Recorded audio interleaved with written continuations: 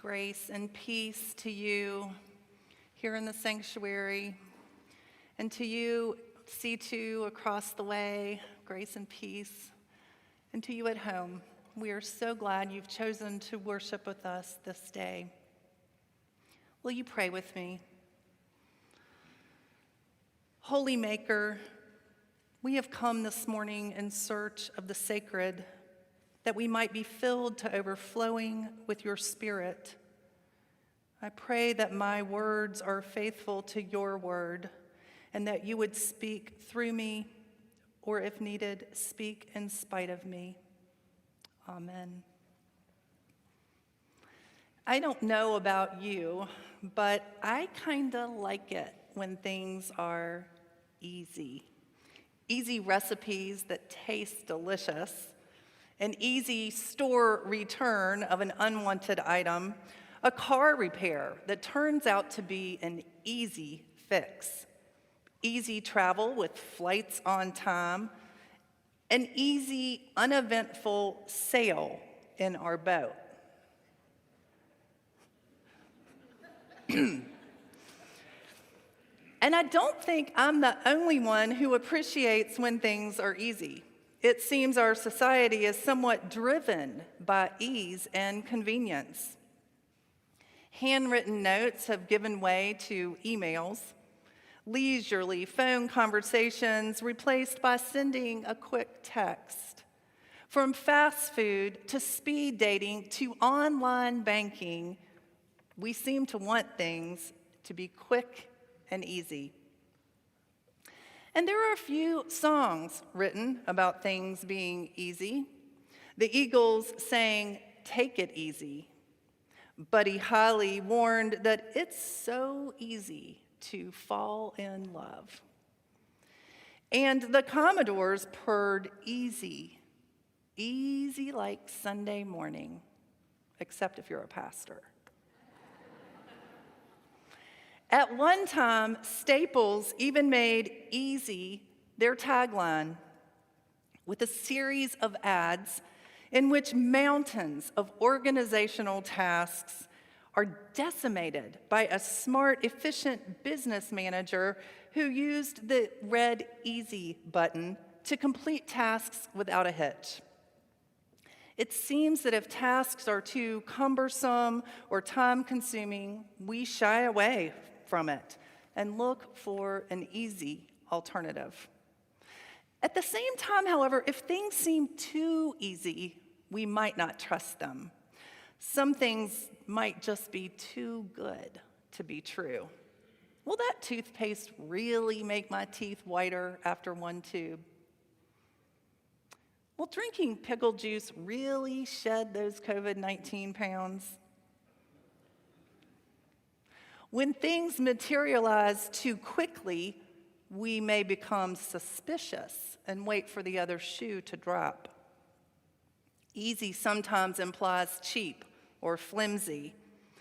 The easy answer is rarely the one the professor wants. The easy fix is not what quality plumbers and contractors advise. The easy cure is elusive for doctors and patients.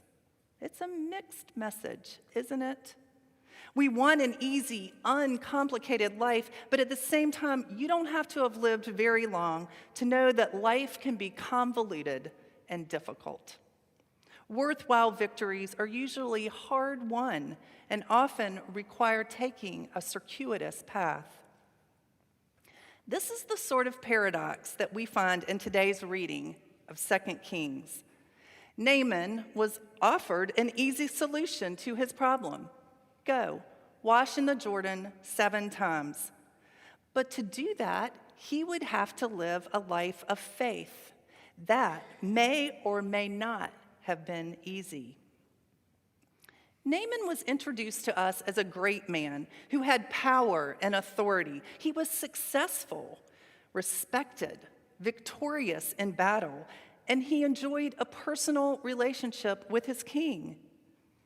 Yet this mighty warrior suffered from leprosy, a skin disease that caused pain, scorn, and because it was visible, probably a social stigma. In that time, illness of any kind was believed to be a physical manifestation of a spiritual or moral transgression, thought to be a curse from God, marking someone as sinful. Diseases suggested that one was unclean and unworthy of participating in polite society. Given the stigma of his skin disease, it's easy to assume that this was probably embarrassing for Naaman and his family and his king. After all, how is it possible that someone with prominence and stature, someone with authority and rank, could suffer from such an illness? It seems like an anomaly that a person so celebrated would suffer with a disease that could classify him as an outcast. Now, we are not told what Naaman had already tried to cure his leprosy prior to this episode. I wonder if he went through the stages of grief that are typical when one receives life-altering news. Maybe he was in denial when the first blemish appeared on his skin. Or perhaps he was angry that something like this could happen to a man like him. I wonder if he immediately started an aggressive treatment plan using the latest medical technologies. We don't really know what led him to take the advice of his wife's servant girl, but the power dynamic is noteworthy and suggests to me that he was probably at the end of his rope. In a reversal of power, we have a mighty, high-ranking military official taking advice from an unnamed foreign slave girl. Based on her recommendation and the support of Naaman's king, he sought the help of a prophet, Elisha, in Israel, across the Jordan. He traveled a great distance and offered a handsome price for a remedy, but apparently the kind of remedy that Elisha offered lacked pomp and circumstance he expected and believed he deserved. Elisha did not come out, stand and call in the name of the Lord and wave his hand over the spot. In fact, he did not greet Naaman's entourage at all. With little drama, he sent word through a messenger, not face to face, an easy and simple cure: wash and be clean. I can understand Naaman's surprise. Why didn't he receive a respectful greeting? Where were all the dramatic rituals? And how could a cure be that easy? Maybe he had already tried all the latest cures, and now this prophet from a defeated country simply told him to bathe in the muddy Jordan River? Really? It was offensive. There were far better rivers in Damascus. Not only was the Jordan murky, it was the boundary between Naaman's country and Israel, between victors and the defeated. To Naaman, the Jordan probably represented the proverbial train tracks on which Elisha and his people lived on the wrong side. Elisha couldn't be serious, but he was. This was no expensive miracle cure. This was no grueling regimen. This was no flashy treatment. It was merely wash and be clean.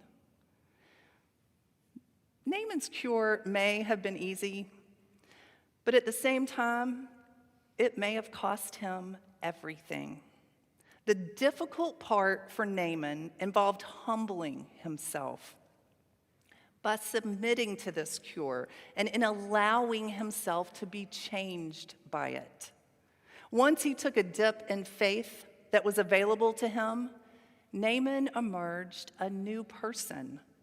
In crossing the physical boundary of warring countries and the emotional boundary of pride, Naaman was able to cross from unbelief to belief, from haughtiness to humbleness, from hopelessness to faith. He emerged a new man, reborn and renewed. When we experience an encounter with the living God who calls us and offers us an unconditional love, we are changed. God loved us first and loves us best. And we can depend on God to shape our lives. Transformed by God's radical love, we gain fresh vision and new eyes to see. This is the faith that Naaman discovered in the muddy waters of the Jordan. He emerged not only with clean skin, but with clear eyes and a full heart. The miraculous transformation inspired him to proclaim that there is no other God except in Israel. God not only turned Naaman's pride around, but also showed him goodness in another country, something we as well can learn. According to U.S. News, the U.S. is the world's most dominant economic and military power. Our cultural imprint spans the world, led in large part by our popular culture, expressed in music, movies, and television. And many of us cherish the freedoms, resources, and wondrous diversity we enjoy in our country. Yet sometimes this can lead us to a tendency to celebrate our own culture while overlooking what is good in others. Our health care is good, but sometimes medical advancements are better in other places. We make attempts to take care of our earth, yet other places have stronger guidelines in place to protect the environment. It's not uncommon or unusual to discount that which comes from other places in favor of what is familiar. Even Jesus' disciples questioned, "Can anything good come from Nazareth?" Naaman's story reminds us to open our eyes to God's vast creation that is filled with splendor and goodness in every corner of the earth. It reminds us that a bit of the holy is in all people of every culture and social status. This morning, as we celebrate All Saints' Day, we've enriched our worship service by including a tradition from our Latin American brothers and sisters, remembering our loved ones by building an ofrenda.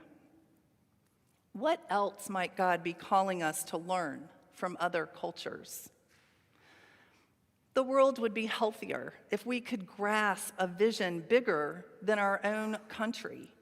How might God be calling us to listen and love our neighbors from around the world? Naaman was a powerful warrior, but all his might could not restore him to health. He would not have been healed if he hadn't listened to those who had no power.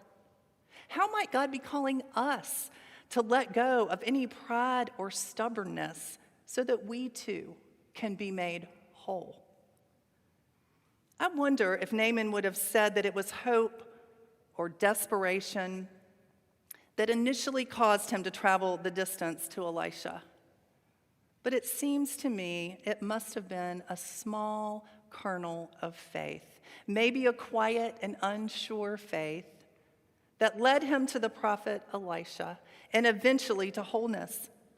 And that same faith is available and open to us, given to us as a gift from God. It was not the miraculous curative properties of the Jordan River, but the God of Israel and Naaman's willingness to trust the testimony of a faithful servant girl that healed him. The servants in this story understood this, but it took a dip into that faith for Naaman to get it. This faith, even though it is given by God freely and easily, comes with a cost. While it's easy to have faith, it can be difficult to live faithfully. The story of Naaman's healing is the story of a faith that is both easy and difficult. In some ways, it is an exercise in evangelism and border crossing. Sharing the good news is easy when we are filled with joy and gratitude for the blessings that God has provided in our lives. However, sometimes proclaiming God's good news may result in rejection. Telling God's story comes easy because God's grace is freely given to us all, but difficult because this story reminds us that our power and status don't really count for much in God's economy.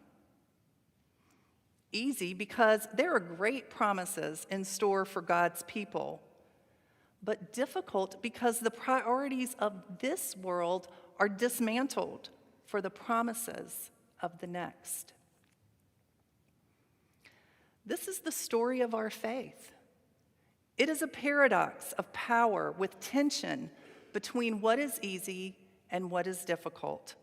Like baptism, Naaman's dip into faith was easy, but emerging into a life fully and all that comes with it was probably difficult. The post-leprosy life of Naaman would challenge him as he returned to his country and took his place by his king's side. Naaman's new faith would require him to navigate relationships differently. And it would mean siding with the God of those whose armies his had defeated. The good news we hear today is that God has an easy button. We don't have to do this faith stuff through our own effort, and we don't have to do it alone. When life is challenging, when we might find it even impossible to believe on our own, we have a God who loves us immeasurably, and we have each other. In the church, in the scriptures, in our relationships with other believers, and in the community where we live, our faith can be nurtured so that it can blossom and bear fruit.